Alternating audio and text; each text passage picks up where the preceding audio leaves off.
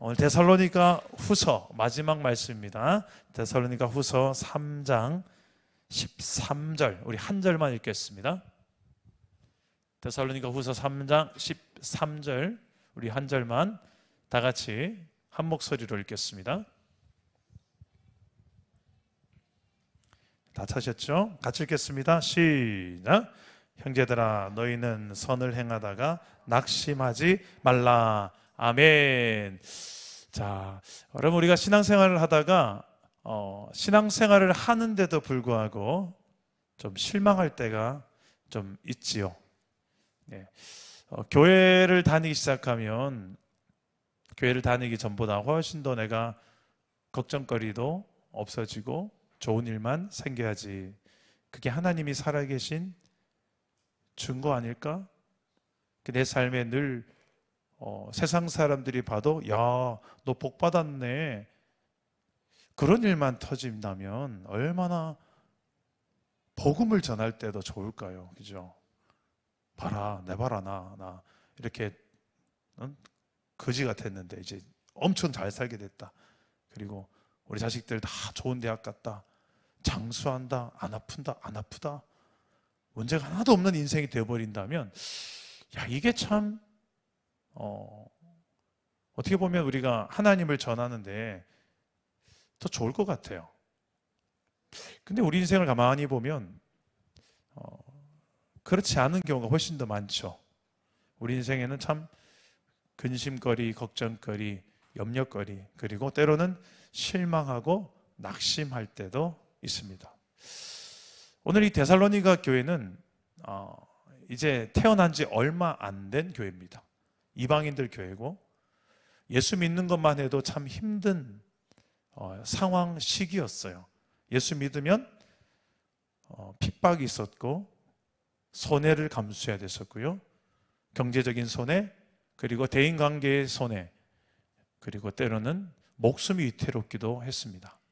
이런 시대 속에 데살로니가 교회는 칭찬을 듣는데 믿음과 소망과 사랑, 이 세 가지가 이 교회 안에 있어서 어떠한 환난과 어려움 속에서도 잘 이겨내고 있던 데살로니가 교회였습니다. 그런 교회가 낙심할 일이 뭐가 있을까? 우리는 생각할 수 있는데 낙심할 일이 있었겠죠. 그러니까 지금 사도 바울은 데살로니가 교회를 향하여 낙심치 말라고 지금 편지를 쓰고 있습니다. 오늘 우리의 신앙생활 속에서도 낙심거리도 참 많아요. 가정에서도, 일터에서도, 교회 공동체 안에서도. 야, 사랑나무 교회 오면 나는 낙심할 거리가 하나도 없을 줄 알았는데 좀 몇 달 살아보니까 또 생길 수도 있죠. 이런 우리의 삶을 향하여서 오늘 성경은 뭐라고 말하는지 정확하게 이 두 가지를 이야기합니다. 낙심하지 말라, 선을 행하라. 낙심하지 말고 선을 행하라. 이게 하나님이 기뻐하시는 신앙생활입니다. 우리 따라해 봅시다. 낙심하지 말고 선을 행하라. 우리 두 가지를 살펴볼 텐데요. 먼저 선을 행한다는 게 뭘까? 선을 행하라. 여기서 말하는 선이 뭘까요? 선.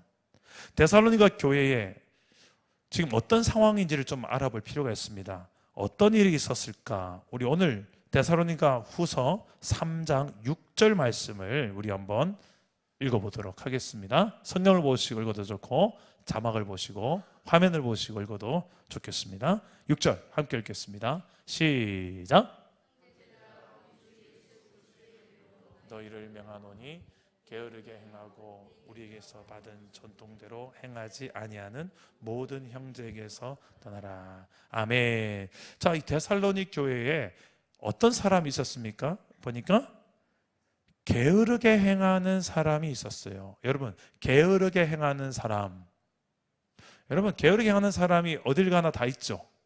그죠? 게으르게 하는 사람을 여러분 본 적이 없습니까? 가정에도 있고. 옆 사람을 이때 보면 안 됩니다. 옆에 보면 시험 듭니다. 게으른 사람이 우리 가정에도 있고요. 또 우리 친구들 사이에도 있고 또 교회에도 있을 수 있어요. 근데 도대체 어떤 삶을 살았길래 게으르다는 표현을 쓰고 있을까? 11절에 나옵니다. 11절 우리 함께 읽어봅시다. 11절 시작.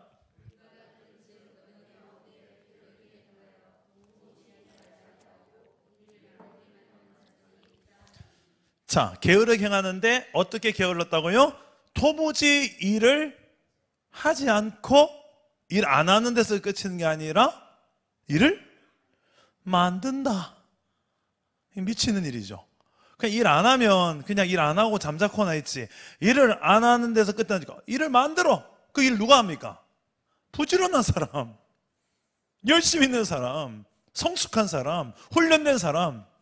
그 사람들이 일은 막 십자가는 몇 개를 져요. 그런데 안 그래도 힘든 그 헌신된 성숙한 일꾼들의 어깨에 그 십자가 내가 좀 같이 질게요. 이래도 좀 모자랄 판국에 일을 만든다. 만들어서 자 하나 더 얹어라. 죽을 맛입니다. 죽을 맛. 이게 지금 누구 이야기합니까? 다 우리 이야기예요. 지금 오늘날 한국교회 현실이고 가정의 현실이고 일터의 현실이죠. 어딜 가나 경험해요. 게으른 자가 있는 곳에 누군가는 죄송합니다. 세상 용어. 누군가는 독박을 쓰는 사람이 있다. 독박을 쓴다. 이게 전문 용어라서 못 알아듣는데 혼자서 덤탱이를 다 쓰는 거예요. 혼자서 일복이 터진 거예요. 저 사람 왜 이렇게 일을 많이 하나 보니까 같이 하면 되는데 이 부서에도 왜 이렇게 저 사람 혼자 일을 다 하냐 보니까 게으른 사람들이 또 있는 거예요. 일을 해야 될 사람이 안 하니까 누군가는 해야 되잖아요. 그냥 독박 쓰는 거죠. 덤탱이를 다 써서 하는 거죠. 그래서 어떤 사람은 일 잘한다 할지 모르겠지만 자세히 들여다보세요. 그 일을 누가 해야 될 일인지. 지금 일을 만드는 자들이 데살로니가 안에 있습니다. 일은 안 하면서. 우리는 이걸 좀 이게 뭐 신앙과 무슨 관련이 있습니까? 그냥 좀 성품이 좀 덜 성숙한 것 그 정도지요 라고 우리는 신앙과 별개라고 생각할지 모르겠지만 성경은 절대 우리의 신앙과 성품을 별개로 다루지 않습니다. 뒤에 다루겠는데 신앙과 성품은 비례합니다. 뒤에 곧 말씀드릴게요. 이 성경은 게으름을 심각하게 다룹니다. 6절에 보니까 뭐라고 합니까? 그들을 떠나라. 10절에 보니까 일하기 싫어하거든 먹지도 말게 하라. 일은 안 하는데 치킨 시키고 피자 시키면 제일 먼저 달려들어요. 그냥 뒤통수 한 대 때려주고 싶은데 그러면 안 되죠. 오늘 막 먹어라 이거라도 먹고 좀 힘내라. 14절에 보니까 그 사람을 지목하여 사귀지 말고 그로 하여금 부끄럽게 하라.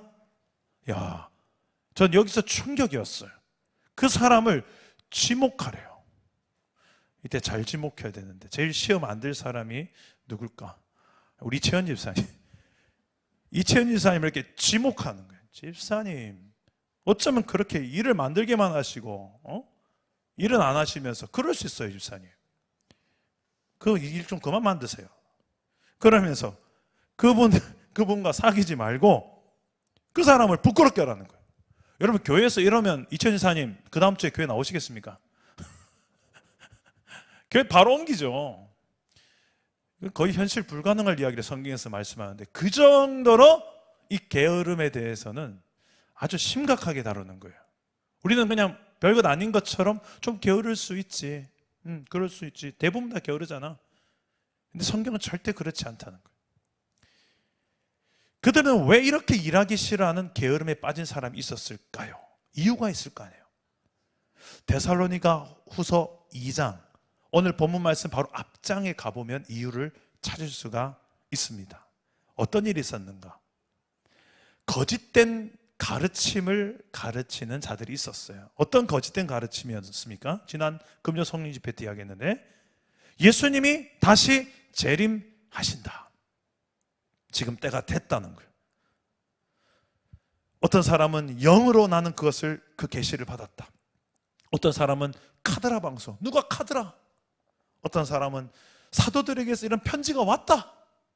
사도들이라면 영적 권위자들 아니냐? 그들의 편지는 사실이다. 믿어라.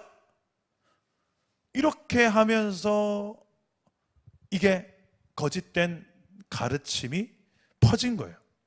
근데 이걸 또 덥석 무는 성도가 있었어요. 물고, 야, 이제 주님 오시는구나.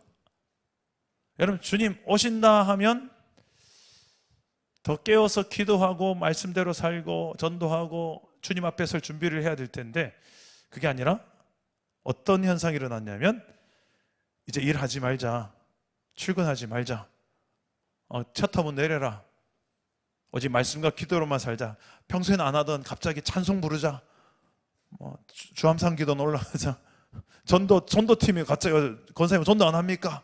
그래도 주님 앞에 설 때 한 명은 전도해야 되지 않겠습니까? 아니, 한 명 못하더라도 전도해봤다라고 라는 말 하지 않겠습니까? 갑자기 전도팀에 막 문의를 해요. 전도하러 가야 되겠다고. 아무튼 별의별 일이 다 일어날 수 있습니다. 그런데 여러분, 이때 아무것도 안 하는 사람들이 있었다는 거예요. 오히려 일거리를 만드는 사람들이 있었다. 그래서 이 소식을 들은 사도 바울은 데살로니가 전서에서 끝나지 않고 데살로니가 후서까지 쓰게 된 거예요. 여러분, 예수님이 재림하는데 오늘 내게 주어진 일들을 하지 않고 오늘 내게 주어진 하나님의 말씀대로 지켜 행하지 않는 신앙, 좋은 신앙일까요? 나쁜 신앙일까요? 좋은 신앙이라 할 수 없습니다. 예수님이 재림해서 오시면 그런 신앙인에게 뭐라고 말씀하실 것 같습니까? 저는 이 말씀하실 것 같아요. 갈라디아서 말씀인데요, 사람이 무엇으로 심든지 그대로 거두리라. 따라서 봅시다. 사람이 무엇으로 심든지 그대로 거두리라. 구체적으로 무엇을 심는다는 말일까요? 우리 한번 갈라디아서 말씀을 한번 쭉 읽어보시면 무엇을 심으란 말인지, 무엇을 심는 게 하나님 인정하시는 선인지 우리가 이 말씀에서 힌트를 찾을 수가 있습니다. 갈라디아서 6장 7절에서 우리 9절까지의 말씀을 한번 읽어봅시다. 먼저 함께 읽겠습니다. 시작.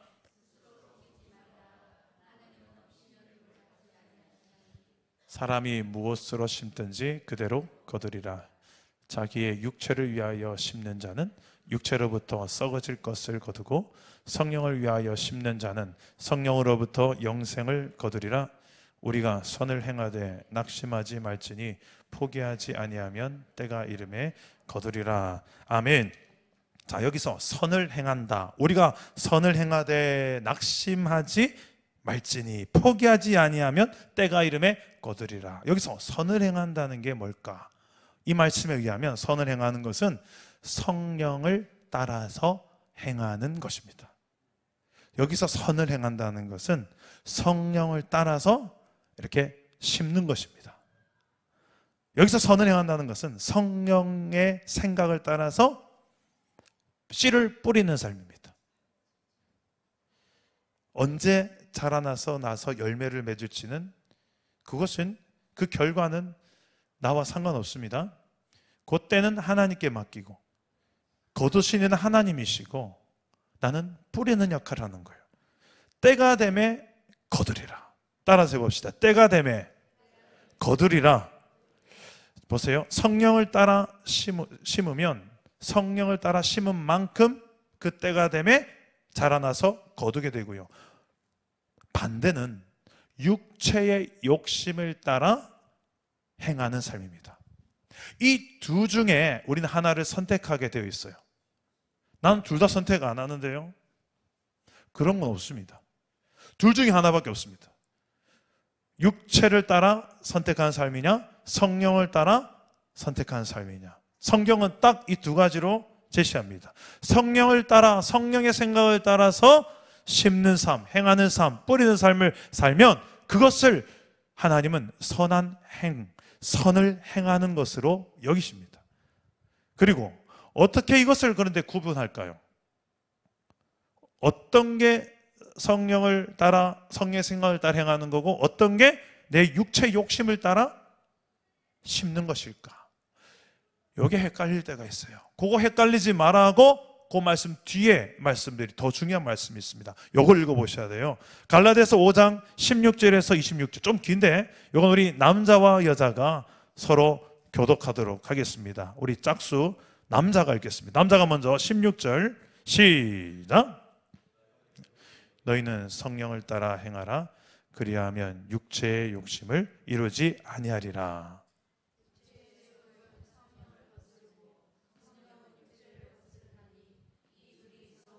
그러므로 너희가 원하는 것을 하지 못하게 하려 함이니라. 너희가 만일 성령의 인도하시는 바가 되면 율법 아래에 있지 아니하리라. 육체의 일은 분명하니 곧 음행과 더러운 것과 호색과 우상 숭배와 주술과 원수 맺는 것과 분쟁과 시기와 분냄과 당 짓는 것과 분열함과 이단과 투기와 술 취함과 방탕함과 또 그와 같은 것들이라. 전에 너희에게 경계한 것 같이 경계하노니 이런 일을 하는 자들은 하나님의 나라를 유업으로 받지 못할 것이요. 오직 성령의 열매는 사랑과 희락과 화평과 오래 참음과 자비와 양선과 충성과 온유와 절제니 이 같은 것을 금지할 법이 없느니라. 그리스도 예수의 사람들은 육체와 함께 그 정욕과 탐심을 십자가에 못 박았느니라. 만일 우리가 성령으로 살면 또한 성령으로 행할지니. 함께 읽겠습니다. 헛된 영광을 구하여 서로 노엽게 하거나 서로 투기하지 말지니라. 아멘. 이렇게 명확할 수 있을까요? 여러분, 선을 행한다는 게 무엇인가? 낙심하지 말고 선을 행하라는데 그 선이 무엇인가? 성령을 따라 행하는 건데요. 그 성령을 따라 행하면 어떤 일이 벌어지는가? 성령의 열매가 맺히는 거예요. 사랑하게 되고요. 희락의 열매가, 이것은 나 혼자서 즐거운 건 쾌락이고, 내가 저 사람이 기쁜 게 내가 기쁜 것보다 더 기쁜 거예요. 권경인 지사님이 나 때문에 행복한 게 너무 행복한 거야. 같이 희락하는 거예요. 이게 관계적인 희락이에요. 성령께서 이렇게 우리는 나 혼자 즐거운 쾌락을 추구한 인생이 아니라 상대방이 즐거운 게 난 더 좋은 그 희락의 길로 우리 인도하세요. 또 무엇입니까?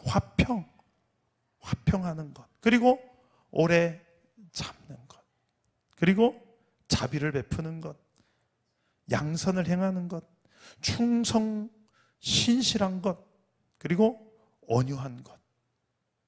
칼이 있어도 함부로 칼 뽑지 않는 거예요. 온유한 것. 그리고 절제. 이 모든 것들을 금할 법이 없다. 여러분, 이런 성령의 열매를 우리의 삶에 가득 맺는다고 한번 상상을 해보십시오. 여러분 가정에 여러분 때문에 이게 가득 열매가 주렁주렁 맺혔다 생각해 보세요. 어떨 것 같아요?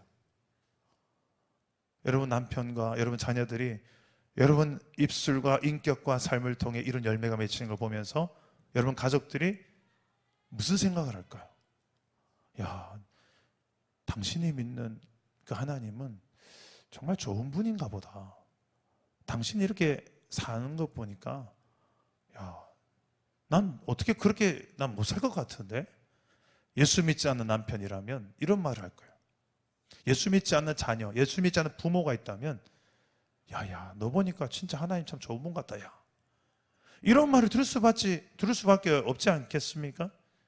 이 열매를 보면 이 9가지 열매만 내 삶을 주렁주렁 맺힌다 생각해 보세요. 대부분의 우리가 전도가 잘 안 되는 제1번의 장애물은 교회가 교회의 장애물입니다. 예수 믿는 사람들이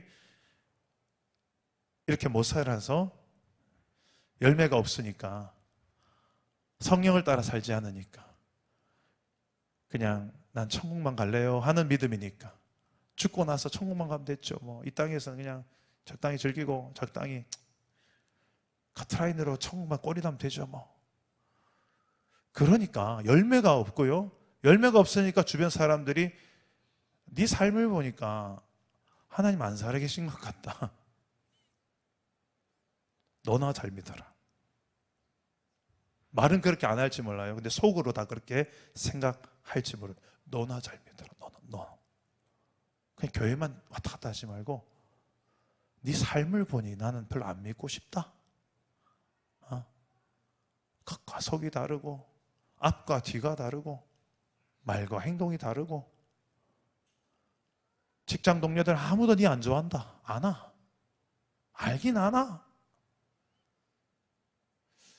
알고 보니 또 이 사람은 또 직장에 가서 또 태신자 전도한다고 가가지고 막 나 예수 믿는데 하면서 막 떵떵거리면 아이고 참 그 사람 때문에 야 저런 사람도 예수 믿고 천국 가는구나. 야 참 하나님 사랑은 참 놀랍고 천국은 대단한 곳인가 보다. 이렇게 긍정적으로 생각하면 다행인데 반대의 경우가 훨씬 많다는 거예요. 세상 사람들 그렇게 성숙하게 생각 안 해요. 반대죠. 어떻게 교회 다닌다면서 어떻게 저렇게 살고 그러면서 또 저렇게 당당하게 나 교회 다닌다고 말할 수 있지? 이렇게 생각한다니까요. 그래서 우리는 세상 속에서 이런 성령의 열매를 맺어도 되고 안 맺어도 되는 게 아니라 진짜 예수 믿는다면 이 열매들이 우리 안에 충만하게 맺혀져야 될 줄 믿으시길 바랍니다. 여러분, 그래서 이 게으름이라는 것은 선한 일을 해야 될 일들을 하지 않고 농땡이를 지는 거잖아요. 게으름이. 이 게으름에 대한 정의를 좀 어떻게 내리면 좋을까? 제가 책을 좀 봤는데 굿바이 게으름이란 책에서 이 정신과 의사이자 작가인 이 문요한 씨가 쓴 글인데요. 너무 제 마음에 합한 답을 써놨어요. 이 게으름을 이 책에서 위장된 게으름이 있대요. 위장된 게으름. 이걸 먼저 설명드릴게요. 위장된 게으름이 뭔가? 알고 보니 게으름이었던 거예요. 정말 열심히 살아요. 이 사람은 열심히 사는데 위장된 게으른 사람이에요. 해야 할 일은 하지 않고 중요하지 않은 일에 늘 매달려서 열심히 사는 사람이에요. 근데 그 사람을 뚜껑 열어보니 해야 될 일이 이렇게 늘 쌓여 있어. 근데 열심히 살아요. 바쁘게 살아요. 지금 막 찔리는 사람들 있죠. 내 이야기 하는 것 같고. 그래서 이 기준으로 봤을 때 게으름을 판단하는 기준은 지금 내 삶의 방향성이 있느냐 없느냐 이것부터 생각해야 된다는 거예요. 김남준 목사님께서 오래전에 수십 년 전에 지금 게으름이라는 책을 냈는데 그 책이 너무 베스트셀러가 되니까 또 게으름 2탄을 냈습니다. 다시 게으름이라는 책을 내셨는데 여기에서 이제 게으름에 대한 정의를 또 이렇게 목사님께서 이렇게 얘기합니다. 게으름은 열정이 없어서 어떤 일을 잘 못한다는 것뿐만 아니라 그 열정이 올바른 열정이 식었다는 의미다. 그러면서 이런 예를 들어요. 정주영 현대그룹 창업주 자서전에 이런 글이 있답니다. 이 정주영 회장님은 예전에 이렇게 고백했대요. 아침에 일어나서 가게 문을 열 때마다 나는 마음이 설렜다. 여러분 직장에 갈 때마다 내 가슴이 설레는 분 계십니까? 오늘 교회 올 때마다 가슴이 설레는 분 있으세요? 여러분 집에 갈 때마다 내 사랑하는 남편과 아내, 자녀들 보는 그것만 생각해도 가슴이 설레는 분 계십니까? 그게 열정이죠. 그게 있어야 내가 살아갈 이 의욕이 생기고 게으름의 길로 가지 않게 하는 힘이 된다는 거예요.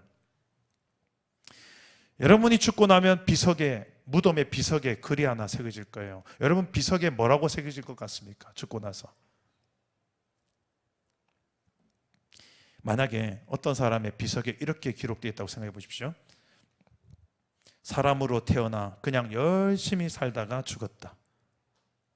어이쿠, 내 무덤의 비석이구나. 자기도 이렇게 빨리 죽을 줄 몰랐던 거예요. 그런데 열심히 살다가 무엇을 위해 열심히 살았는지도 모르고 그냥 열심히 살은 거야. 근데 어느 날 보니 내가 죽어야 되는 상황이야. 그럼 비석은 써야 되겠고. 그래서 이런 글이 나온대요. 여러분, 날마다 하루하루는 찾아옵니다. 우리에게 부지런히 하루하루는 찾아옵니다. 여러분, 오늘의 이 현재라는 이 영어 단어가 present, 이 단어는 선물이라는 뜻도 있대요. 그러니까 현재는 선물이다. 오늘은 누구의 선물입니까? 하나님이 주신 선물이에요. 그래서 우리는 하루하루를 선물처럼 정말 소중히 살아내야 되는데, 여러분 하루하루를 그렇게 아침에 눈 딱 뜰 때마다 너무 멋진 선물이 하나님께서 내게 보내준 선물 딱 열어보는 것처럼, 야, 오늘의 선물이 왔다 딱 열면서 하루를 시작하십니까? 아니면 오늘도 가야 돼요. 오늘도 어떻게 학원 가야 되고 학교 가야 되고 만나야 되고 이렇게 하루를 시작하십니까?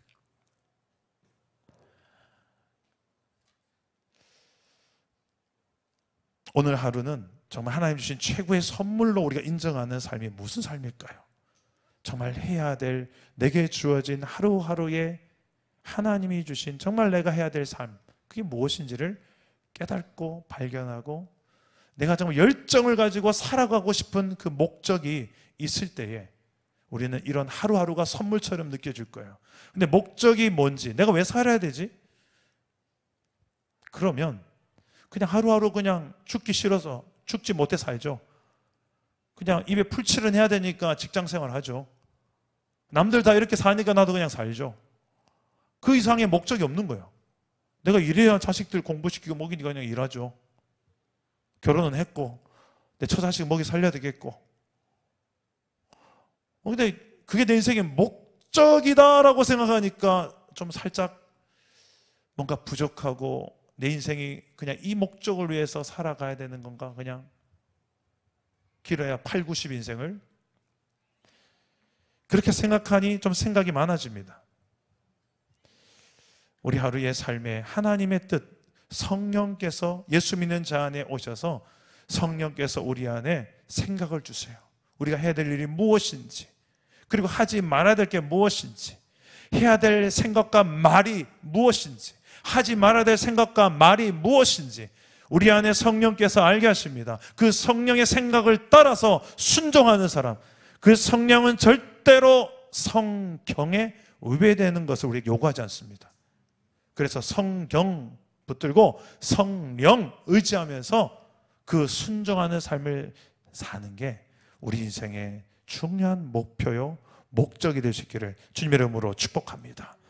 그런 선을 행할 때 아름다운 성령의 열매들이 우리 안에 주렁주렁 맺히게 될 줄 믿으시길 바랍니다. 근데 이 선을 행하다가 우리는 낙심하게 될 때가 있어요. 오늘 말씀에서는 형제들아, 너희는 선을 행하다가 낙심하지 말라라고 이야기합니다. 따라서 해봅시다. 낙심하지 말라. 자, 왜 선을 행하다가 낙심할까요? 요즘 교회의 청년들 또 MZ세대라고 하죠. 우리 청년들이 또 많이 교회에 낙심하는 게 많대요. 근데 청년들은 또 가만히 또 표현을 하는 세대예요. 이게 실망이고 저게 실망이에요 해서 교회에 안 다니면서 그냥 저는 인터넷 온라인 예배자로 그냥 온라인 교회도 실제로 있거든요. 그렇게 다니는 청년들도 꽤 많습니다. 그냥 다짜고짜 무조건 나와가 아니라 들어봐야 되겠죠. 뭐가 힘든데, 뭐가 낙심되는데, 그 이유가 명확하게 있겠죠. 잘 모르겠거든 또 찾아봐야 되겠죠. 교회의 어떤 봉사 때문인지, 관계 때문인지, 아니면 어떤 신앙의 공급이 안 된다든지 뭔가가 문제가 있겠죠. 가정 안에서도 마찬가지입니다. 결혼을 사랑해서 했는데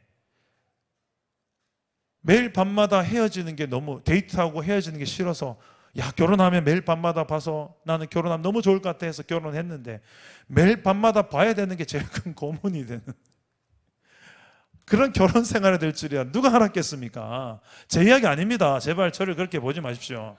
여러분, 그렇게 되는 사람들이 저기 많다고 하더라고요. 내가 또 그 인간을 봐야 되나? 이러려고 결혼했나 하는 분들이 생각보다 많더라고요. 제가 가정사역을 그래도 9년 하다 보니까 교회 이렇게 멀쩡하게 잘 차려입고 나와서 행복하게 보이는 해피한 가정, 엄마 아빠인데도 가정사이 부부 다 이야기 좀 꺼내놓고 나서 보면요, 야, 심각해요, 심각해. 몇 번이나 도장 찍을 뻔했고요. 그런 장난 아니에요. 근데 어떻게 저렇게 저 가정이 여기까지 왔지 싶을, 위태로운 가정은 낙심할 거리가 가정이 한두 가지가 아닌 거야. 여기서 모르죠. 여기서는 절대 모르죠. 직장은 어떻습니까? 그냥 스트레스 받는 원천지죠. 거기도 내가 돈 때문에, 월급 이것 때문에 내가 이제 더럽고 치사해도 참아내지, 내가 이거 진짜, 아니면 당장 때려쳤다, 사표 지금 딱 준비해놓고 직장생활하는 분들도 의외로 많더라고요. 그 정도로 만만치 않습니다. 어딜 가도 낙심하고 실망할 거리들이 늘 우리의 삶의 도살이고 준비되어 있지 않습니까? 그런데 그 가운데서 너는 선을 행하라. 예수 믿는 너는 성령을 따라 행하라.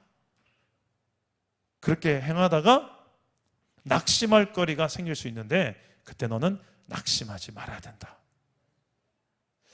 왜 낙심할까? 전 몇 가지 이유를 생각해 봤어요. 첫째, 선을 행했는데, 나는 분명히 선을 직장에서, 교회에서, 가정에서 행했는데 돌아오는 메아리가 없어.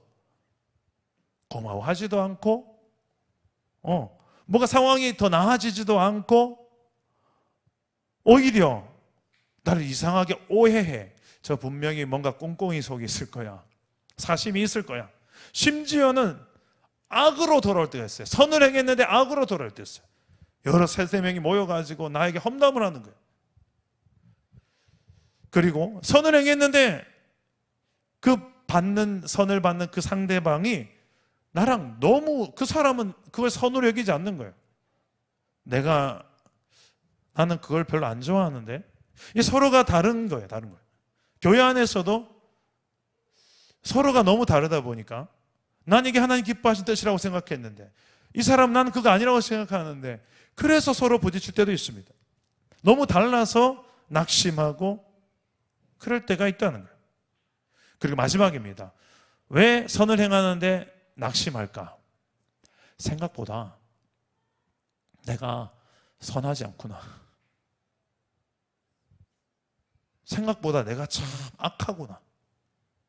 이걸 알아버린 거예요. 그래서 나에게 낙심할 때가 있어요. 이게 제 이야기입니다.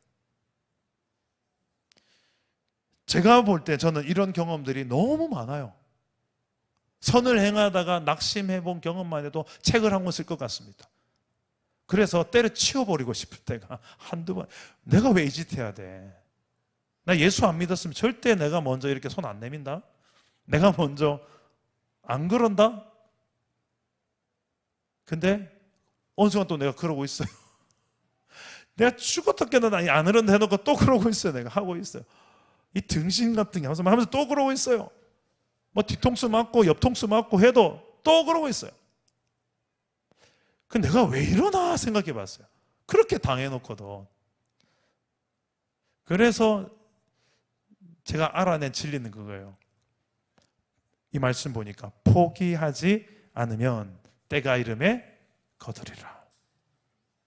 제 안에 성령께서 끊임없이 저에게, 너 나 믿잖아. 내가 너 안에 있고 너 그걸 믿잖아. 하나님의 뜻이 뭔지 너도 알잖아.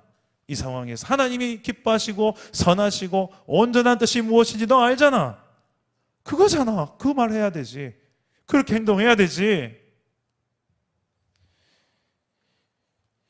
여러분, 근데 가만히 생각해 보면 정말 예수님이 다시 재림하신다는 것을 믿는다면요, 다시 예수님이 다시 빠바밤 나팔 불면서 구름 위에서 쫙 임하실 때, 여러분, 내일 주님이 만약에 재림하신다 생각해 보세요. 이걸 정말 믿는다면 여러분, 어떻게 게으르고 어떻게 내 육체의 욕심을 따라 더 행할 수 있을까요? 그건 예수님을 안 믿는 거죠. 어떻게 보면 말은 믿노라 하면서도 예수님을 잘 모르는 거죠. 성경적으로 믿은 게 아니죠. 바른 믿음 생활이 아닙니다. 반대가 돼야 됩니다. 예수님이 내일 당장 오신다 하면 내일 이제 곧 주님이 다시 오실 것 같은 징조, 성경적 징조가 막 전 세계에 나타나면 적그리스도가 일어나고, 지진과 기근과 여러 가지 이 재난들이 일어나는 성경적인 이 징후들이 있지 않습니까? 그리고 우리가 마음의 준비를 하겠죠. 더 깨어서 기도해야 되겠구나. 그럴 때 더 낙심하지 않고 하루하루의 삶을 선을 행하며 하나님 앞에도 충성된 삶을 사는 것, 이게 참된 믿음이요 하나님이 기뻐하시는 믿음 생활인 줄 믿으시기를 바랍니다. 우리의 일터와 가정과 교회에서 정말 하나님이 나를 왜 여기 보냈을까? 성령님께 물어봐야 돼요. 오늘 밤에 물어보셔야 돼요. 성령님, 나를 왜 사랑 담은 교회 보내셨어요? 나를 왜 이 가정에 두셨어요? 하나님, 왜 나를 이 일터로 보내셨어요?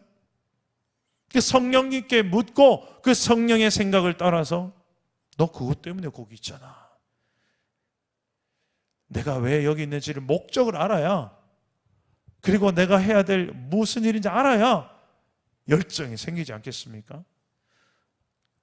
굳이 하지 않아도 될 일에 내가 열심을 내어서 하는 게 그게 게으른 거예요. 정말 해야 될 일을 하지 않으면서, 정말 해야 될 일은 무엇입니까? 우리 안에 계신 성령께서 하게 하시는 것, 그 중에 가장 중요한 게 무엇입니까? 복음을 전하는 것입니다. 예수 그리스도의 피 묻은 그 사랑을, 십자가와 부활의 사랑을 증거하는 거예요. 그리고 내가 만나는 모든 이웃들을 주님이 나에게 베푼 사랑과 섬김으로 사랑하며 섬기는 거예요. 하나님의 뜻 하나하나들을 매일매일 듣고 성령의 생각을 따라 순종의 씨앗을 심는 거예요. 그래서 하나님께 열매로 영광 돌리는 삶을 살아가는 것. 오늘 말씀, 이 선을 행하다가 때로는 당장의 열매가 보이지 않아 낙심할 수 있고, 때로는 오해를 받을 수도 있고, 손해를 볼 수도 있고, 내 생각에 잘 납득이 되지 않을 수도 있는 수많은 상황이 있다 할지라도 오늘 말씀 붙들고 낙심하지 않고 오히려 기도하면서 하나님의 뜻을 붙들고 다시 내가 선을 행하리라, 성령을 따라 행하리라 결단하게 되어지는 복된 밤이 되시기를 주 예수의 이름으로 축원합니다. 우리 말씀을 생각하며 함께 찬양하고 기도하겠습니다. 선한 능력으로 일어서리라.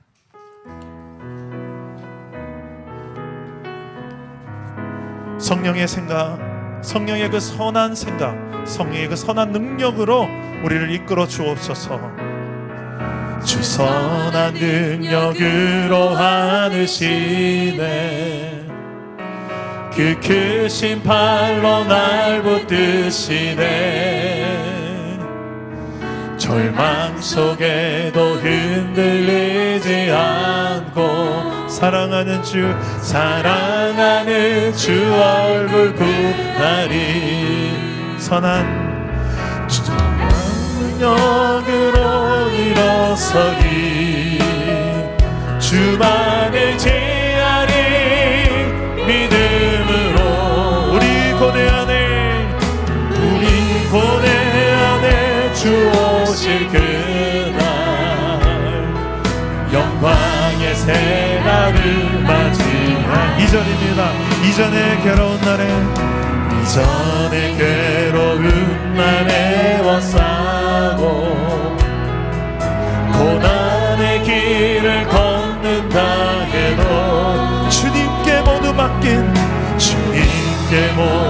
맡긴 우리 끝내 승리하리라. 끝내 승리의 날을 맞으리. 선한 능력으로 일어서리. 주만을 지하리 믿음으로. 우리 고뇌 안에 주 오실 그날, 영광의 새날을 맞이하니. 주님이 마신 고난의 쓴잔, 주님이 마신 고난의 쓴잔을 우리도 감사하며. 여러분 아멘이십니까? 주님의 남은 고난 채워가니 예수와 복음 위에 예수와 복음 위에 살리라. 선한 능력으로 선한 능력으로 일어서니 주만을 지하리 믿음으로 우리 고뇌 안에 주오실 그날 영광의 새날 영광의 새날을 맞이 선한 능력을 주옵소서. 선한 능력으로 일어서니 주만을 지향인 믿음으로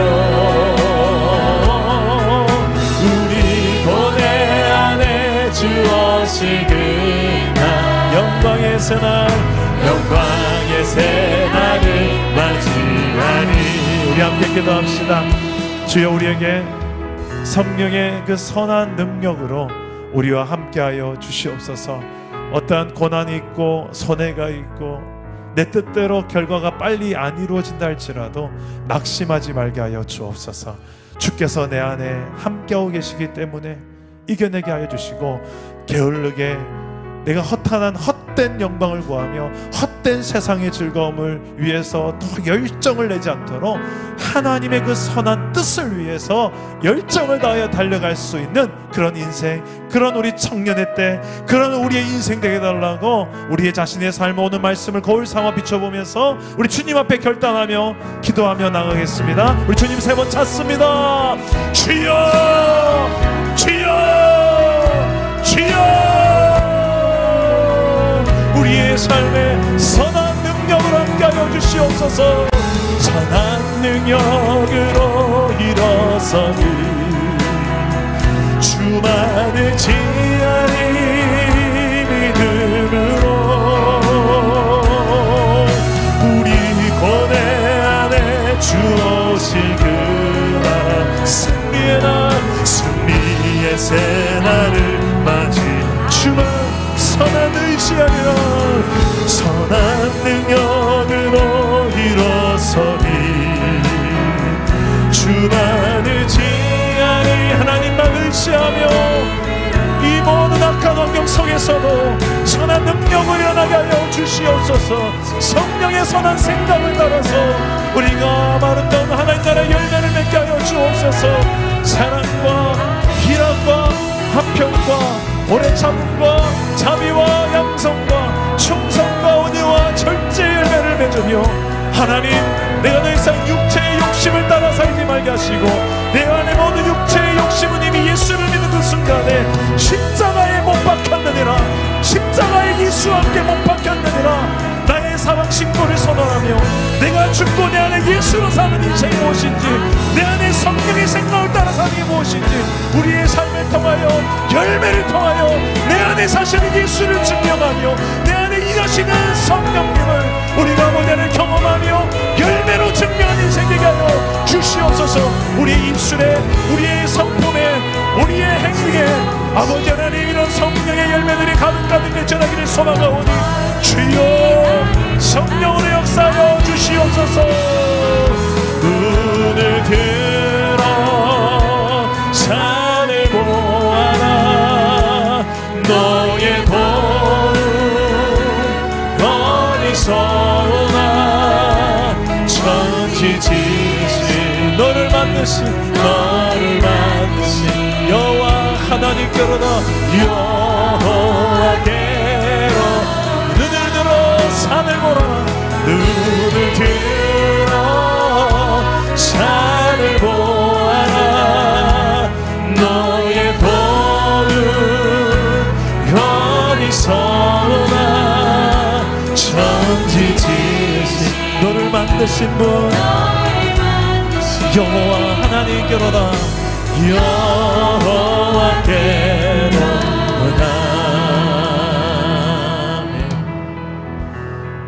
이 시간에 한 번 더 기도하실 때 누구보다 나를 잘 아시는 하나님, 왜냐하면 나를 만드신 분이기 때문에 내가 어떤 성품인지 내가 어떤 기질인지를 누구보다 잘 아시는 분, 그리고 내가 얼마나 현실에 게으른지도 아십니다. 알면서도 행하지 않는 내가 있음을 왜 그분이 모르시겠습니까? 내 안에 계신 성령께서 내 연약함을 아시고 나를 돕기를 원하십니다. 그래서 우리가 행할 것은 늘 성령을 구하는 것입니다. 내 뜻과 내 힘과 내 지혜를 구하는 게 아니라 성령의 도우심을 구하는 거예요. 이 시간에 내가 너무나도 살아서 내 힘과 내 방식으로만 살아온 내 모습이 있다면 성령님께 그 자리를 내어드리시기 바랍니다. 그래야 내 인생이 바로 작동됩니다. 안 그러면 자꾸 낙심할 거리만 생겨요. 나에게 낙심하고 내 주변 사람들에게 낙심합니다. 더 이상 낙심하지 않도록 성령이여 나를 알게 해주시고 내 현 주소가 어떤지를 알게 해주시옵소서. 내가 정말 돌이켜야 될 것이 무엇인지 이 시간에 여러분의 일주일에 늘 일상을 한번 돌아보면서 성령님께서 뭐라고 말씀하시는지, 내가 돌이켜야 될 일상의 영역들이 있다면 무엇인지 이 시간에 구체적으로 하나님 앞에 아뢰면서 결단하면서 이 시간 한 번 더 기도했으면 좋겠습니다. 기도합니다. 하나님 아버지, 내 일주일의 삶을 돌아봅니다. 우리가 일주일 동안에 사는 우리의 시간들이 성령의 생각을 따라 살지 않고 육체의 욕심을 따라 육체의 즐거움과 쾌락을 위해서 우리가 살진 않는지 돌아봅니다. 하나님 나라가 아니라 세상 나라의 성공을 위하여, 세상 나라의 즐거움과 성공을 위해서 우리가 더 많이 살고 있지 않는지 돌아봅니다. 하나님, 다시 한번 우리에게 믿음의 눈을 주시고 크신 하나님을 보게 하여 주시옵소서. 하나님의 나라를 보게 하여 주십시오. 우리 안에 가시는 성령의 생각을 들을 수 있도록 주여 우리에게 이 믿음의 귀를 열게 하여 주시옵소서. 눈들어 하나님의 나라를 보게 하시고 하나님의 크신 영광을 보게 하셔서 이 세상의 영광과 비할 수 없는 하나님 나라의 영광을 우리에게 보여주옵소서. 주여 주의 영광을 내게 보여주시옵소서. 주여 주의 영광을 우리에게 보여주시옵소서. 그 영광 때문에 세상의 헛된 영광들이 더 이상 우리의 마음에 빼앗기지 않도록 주여 우리의 마음을 지켜 행할 수 있도록 하나님과 그의 나라와 뜻을 위하여 우리가 어디에 마음을 두고 살아야 될지를 알게 하여 주시옵소서. 더 이상 저 우상에게 우리의 마음을 빼앗기지 않도록 오직 하나님만 예배하는 여호와 하나님을 가장 즐거워하는 예배자들 되게 도와주시옵소서. 주여 나를 도우시는 여호와여, 눈을 들어 산을 보아라. 너의 도움 어디서 오나. 천지 지으신 나를 만드신 여호와께로다. 여호와께 우리 고백해봅시다. 하나님은 나를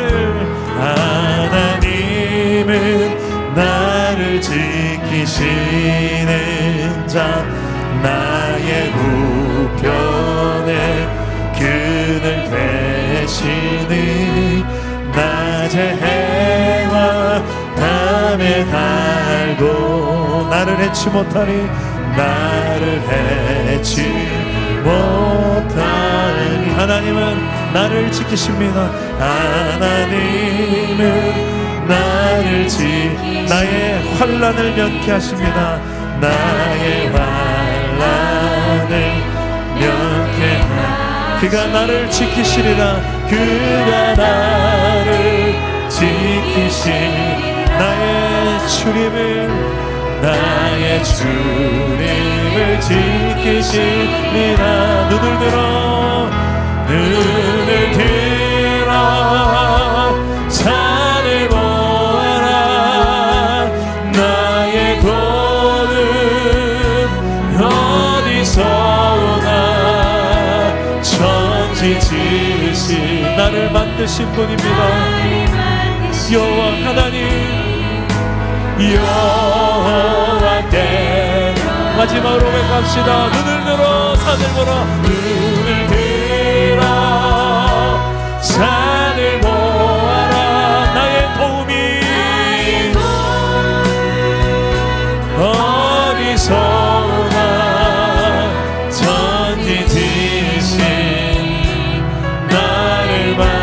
다시 여호와께로나.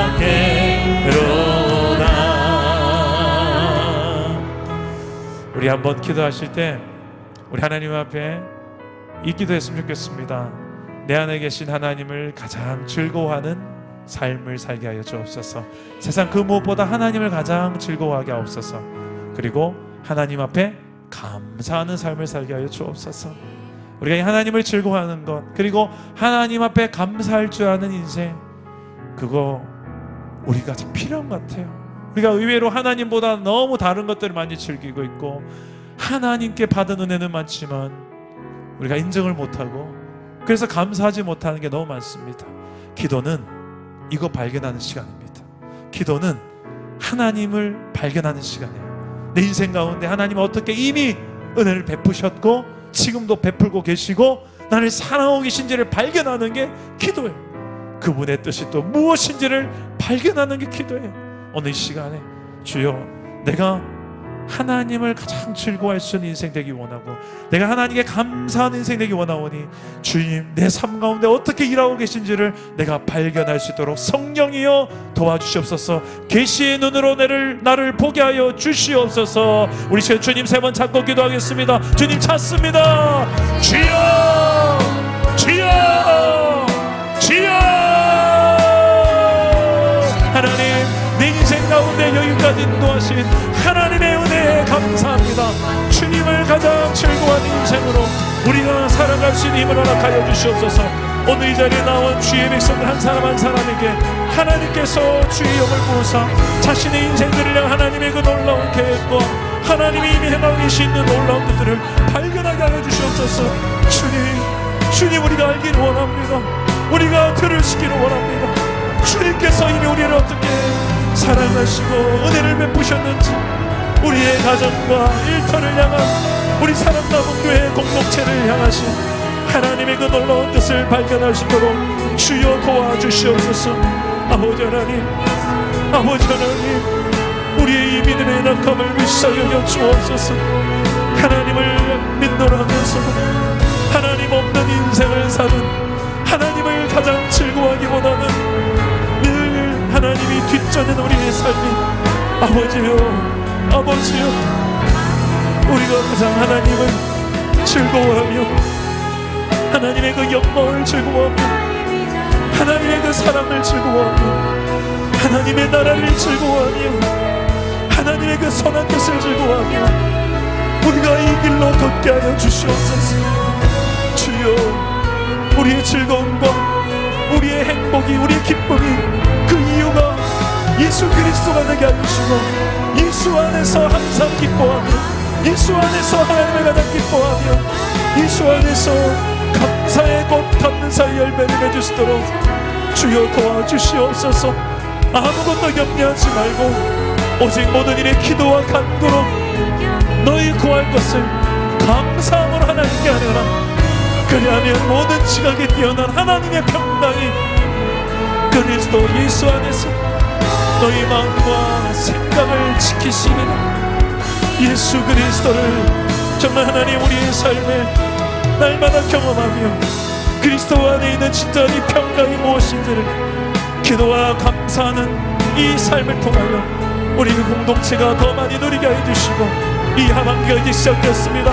2023년도 이 하반기에는 더 많은 감사의 꽃을 피우게 하시고 더 하나님께로 가까이 나아가는 예배자가 되게 하셔서 하나님의 그 영광을 경험하고 하나님의 그 성령의 충만함을 날마다 경험하여서 세상의 즐거움과는 비할 수 없는 하나님의 즐거움, 하나님 나라의 즐거움 우리가 즐거워하며 내 인생을 여기에 올고 이것이 진정한 진리라는 것을 우리의 삶으로, 우리의 열매로, 우리의 삶의 변화되어진 인격으로 우리가 주변에 만나는 모든 이웃들에게 하나님의 살아계심을 말할 수 있는 인생들 되게 하여 주시옵소서. 주여, 하나님의 꿈이 나의 비전이 되고 예수님의 성품이 주여,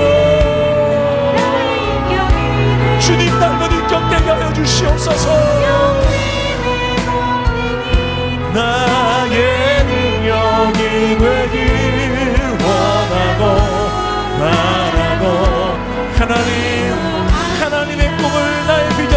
주시옵소서. 하나님의 꿈이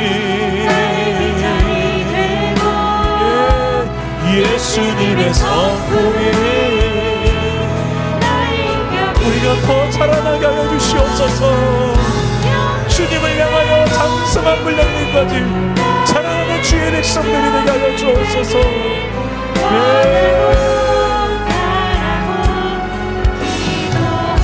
이 세상을 살아갈 때에 이 세상을 살아가는 동안에 나의 힘을 의지할 수 없으니 기도하고 낙심하지 말 것은 주께서 참 소망이 되심이. 주의 길을 걸어갈 때 주의 길을 걸어가는 동안에 세상에 의지할 수 없으니 감사하고 낙심하지 말 것은 주께서 참 기쁨이. 아멘. 하나님의 꿈이 나의 비전이 되고 예수님의 성품이 나의 인격이 되고 성령님의 권능이 나의 능력이 되길 원하고 바라고 하나님의 그 놀라운 꿈이 나를 통해 하나님의 꿈이 나의 비전이 예수님의 그 성숙한 선포 온유하고 겸손하게 하소서. 성령님의 권능이 나의 능력이 되길 원하고 바라고 기도합니다. 우리 한 번 더 기도합시다.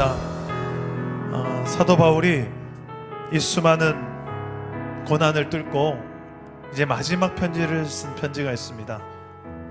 순교를 앞두고 쓴 편지 디모데후서에 그는 마지막으로 그 유서와 같은 글을 이렇게 이야기합니다. 주께서 내 곁에 서서 나에게 힘 주심은 나로 말미암아 선포된 말씀이 온전히 전파되어 모든 이방인이 듣게 하려 하심이니 내가 사자의 입에서 건짐을 받았느니라. 여러분, 사도 바울은 주께서 내 곁에 서서 나에게 힘을 주셨다고 간증합니다. 왜? 이방인에게 복음 전하라고. 주께서 내 곁에 서서 힘 주시는 것은 복음을 전할 때, 그 어떤 고난 앞에서도 복음을 전하려고 할 때 경험될 수 있습니다. 오늘 이제 우리가 복음을 전해야 될 때, 오늘 우리가 앞에 있는 사랑남은 교회 행복축제, 그리고 이를 위해서 태신자 작정을 이번 주일에 합니다. 이번 주일에 이미 내가 품고 있는 태신자 다시 한번 믿음으로 쓰고 더 써야 될 또 태신자도 있습니다. 주님께로 나아오는 것은 그 열매는 하나님께 달려 있어요.